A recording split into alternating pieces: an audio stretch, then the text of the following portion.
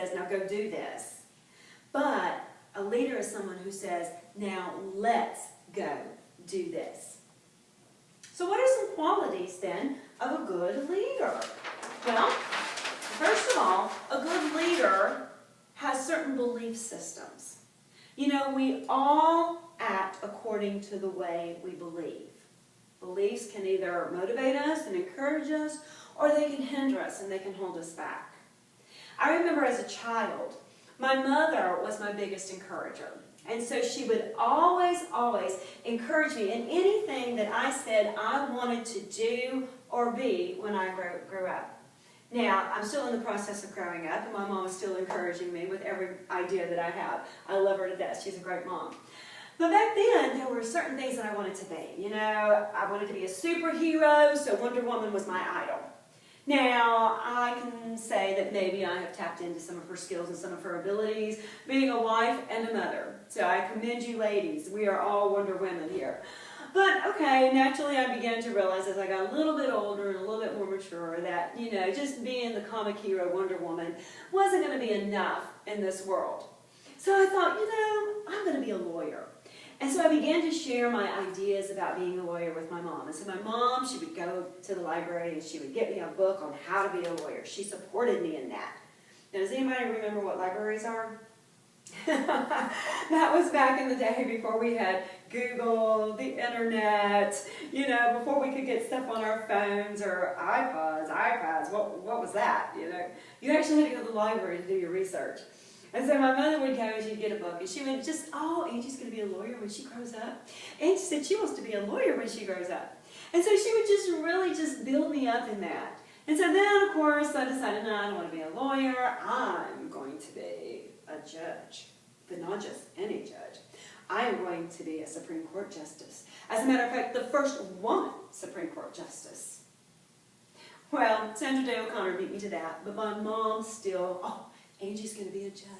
She's going to be the Supreme Court justice one day. So then I decided, well, that wasn't good enough. I'm going to do something even better. I'm going to be the first woman president of the United States of America. I still have opportunity as of now to be that, and my mom is probably still cheering me on. But needless to say, I have become neither of those. But the person that I have become and the person that I'm achieving to become each and every day, I still have that belief from my mom that I can do anything I set my mind to. Those were her words. Angie, you can do anything you set your mind to doing. And so I want to encourage you today with those same beliefs. You can do anything you set your mind to doing. Now, another thing, though, from this same beloved mother, there was another belief that was tapped into me, was that you could not have lots of money and still be happy. Now, I do, to some degree, believe that. Money does not bring us happiness. It's only about maybe 4% of our happiness. But my father was a minister, so when I was growing up, he was a Marine, and he had retired, and when he retired, he became a minister. And so there were several small churches that my father pastored. Now, these churches were very small, even in the area of what they were able to provide the minister as an income with. And so a lot of times, my dad didn't receive a salary in order to pastor, in order to minister, but we gave a lot. And so what was given to us in return were things known as poundings, and what that was back in the day, the members would go through their cabinets at home, and they would pull out certain food items that, you know, maybe they weren't using at the time, and they'd put together a big old box of food, and let's take it to the pastor's house so he and his family can eat for the week. Or maybe they would go through their kids' closets and they would take out the clothes that maybe they had outgrown or whatever, and they'd say, oh, let's take this to the pastor's kids. And granted, it was a blessing to us in those days because that's what we had. But our mindset was that we could not have money. We had to give everything away in order to do the right thing and in order to bestow goodness upon other people. And so as I grew up, that was a belief that really held me back in achieving more and wanting to accomplish more in the area of my income. I struggled with being worthy of hire. I had to give everything away. Now, granted, that caused problems when we first got married because I would want to give everything away, and my husband would say, Angie, you can't do that. You can't give everything away. And so I had to learn to readjust that limiting belief that I just had to not give everything away, and if I did make money, then it wasn't for me, it was for somebody else. But this is one thing that we have to believe, is that we are worthy of higher, and we are meant to be able to accomplish great things. And so what we have to do is to be able to take care of ourselves first, so that we in turn can help other people. This is where the concept comes from. Whenever you're flying, and the stewardess, he or she begins to share about the safety measures that we take. If the cabin pressure gets low, then you're going to have these masks drop from the ceiling. Put your face mask on first before you help small children or anyone else sitting next to you.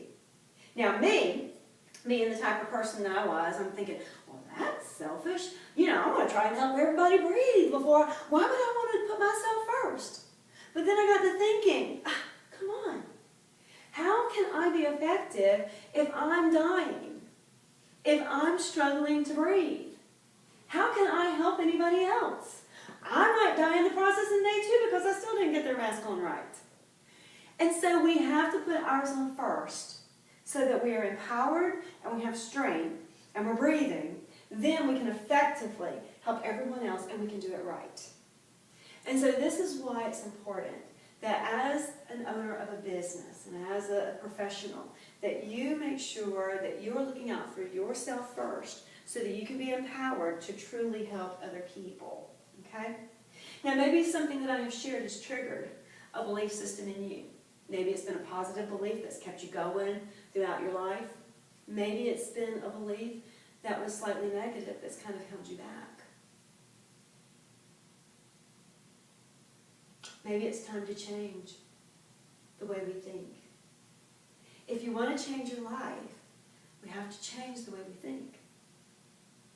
Our beliefs can either empower us or they can disable us. The next thing is optimism.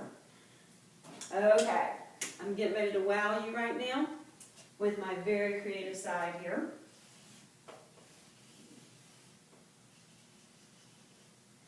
Now, for those of you who have a difficult time interpreting abstract art, let me share with you, this is a glass. And this is water. Okay, so how do you see this? How do you see this glass? How do you interpret this glass? Half full, okay. Half empty, all right. Either way, you're correct. Either way, you're absolutely right. It's either half full or it's half empty. But it's how we choose to believe. Optimism is very important. Optimism will allow us to see this. Wow, we're halfway there. Let's keep going. Yeah, what we're doing is working. Negativism, pessimism would say, oh my God, we're almost empty. We need to stop while we're ahead. We can't do anything else. We got to make it last. Optimism is important. We have to be positive, and we have to begin to condition our minds to see things in a higher level, and that we can do it, and we need to keep pushing, and we need to keep persevering, because we can do this. The next thing that's important in a great leader is courage. We have nothing to fear but fear itself. You know, fear can mean a couple of different things. It can mean forget everything and run, or it can mean face everything and what? Rise. Face everything and rise. Fear is inevitable. We're going to have it. We're going to experience it. It's going to rise up and it's going to oppose us. It's the biggest opposition in our life, but it's also the biggest imagination in our heads. So we need to be people of courage if we're going to be great leaders. The next thing is preparation. We need to get ourselves ready. We need to believe in our goal, in our vision, in our dreams. We need to believe that we can conquer it, that we can achieve it, that we can rise up to it. We need to believe that we've got the best team on the face of the earth that's going to run with us and help us do this thing. These are things that we need to believe. And so we have to prepare ourselves in the way that we believe. out to run a marathon, I believed I could do it. I believed I was going to run 26.2 miles. But I couldn't do it if I wasn't prepared. I wasn't just going to wake up on the morning of the race and say, okay, I'm ready, where's the starting line?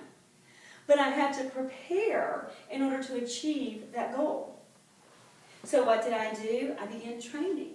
I got myself a coach, someone who had ran over 20 marathons herself. She's a nut. She is a nut. But she was the best one to help me. And so I tapped into her and I said, okay, Leslie, help me here. I didn't even own a pair of tennis shoes. Did not even own a pair of tennis shoes. This is my thing right here, heels.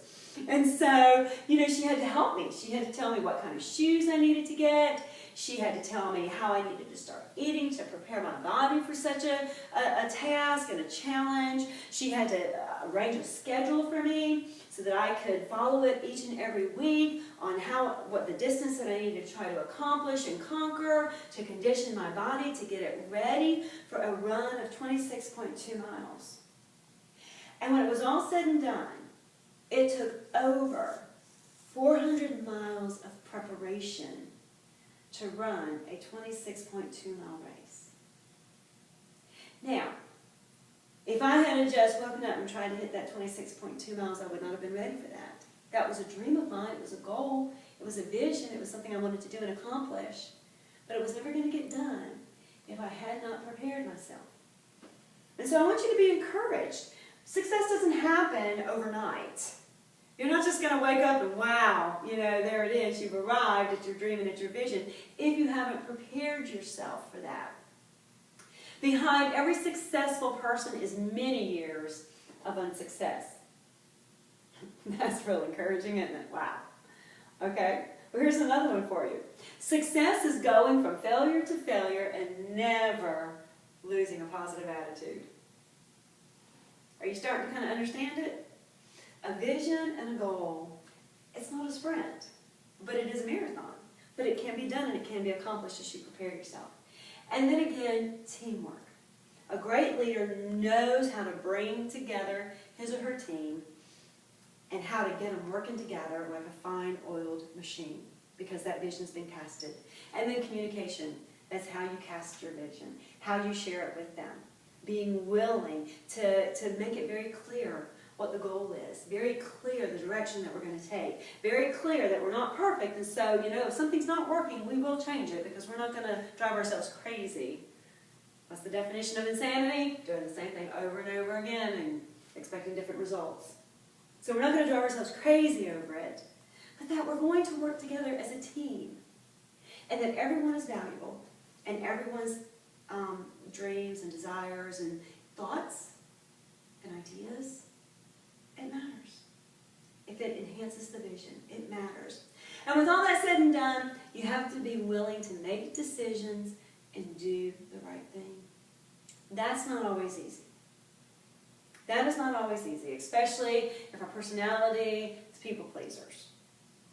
Or especially if our personality, sometimes maybe we have a tendency to be a little bit selfish, a little bit stingy. Or maybe we procrastinate a little bit. Or maybe we're all about being task-oriented and not so much relationship-oriented. Or, flip side, we're all about relationship, very slow getting anything done. But we have to be committed to do these things. And it makes the qualities of a great leader. I want you to do me a favor and just close your eyes for a few minutes. And let's envision, dream. What do you see as your practice? What is your vision? What is your goal? What would be the ideal practice in your mind at this moment? What would it look like? What would your staff look like? How would people see it when they drove up into the parking lot? When they walked into the office? What are the smells? How's the atmosphere? The productivity? Wouldn't it be wonderful if at the end of the day, when you were given the reports of your productivity, that you just looked and you smiled, and there was peace in your heart because you met your goal for the day, all was well. Whatever problems and issues arose, you saw it as opportunity and you took full advantage of it. You overcame. And you were able to go home and just have a great evening because it was a good day.